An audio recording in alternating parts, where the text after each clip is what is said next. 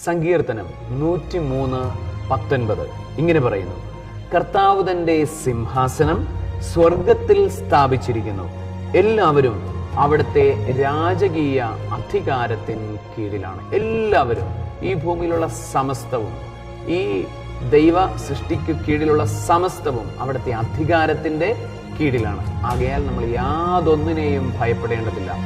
പിശാചിനെയോ മനുഷ്യനെയോ ഈ പ്രപഞ്ചത്തെയോ ഒന്നിനെയും നമ്മൾ ഭയപ്പെടേണ്ടതില്ല. കാരണം സകലതും കർത്താവിൻ്റെ അധികാരത്തിൻ്റെ കീഴിൽ വരുന്നതാണ്.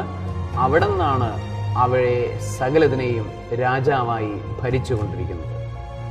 ആ ദൈവീക ഭരണത്തിൻ്റെ കീഴിൽ വരാൻ ദൈവം നമ്മളെ അനുഗ്രഹിക്കട്ടെ. കർത്താവ് നിങ്ങളോടുകൂടെ, സർവശക്തനായ ദൈവം പിതാവും പുത്രനും പരിശുദ്ധാത്മാവും നിങ്ങളെല്ലാവരെയും സമൃദ്ധമായി അനുഗ്രഹിക്കുമാറാകട്ടെ.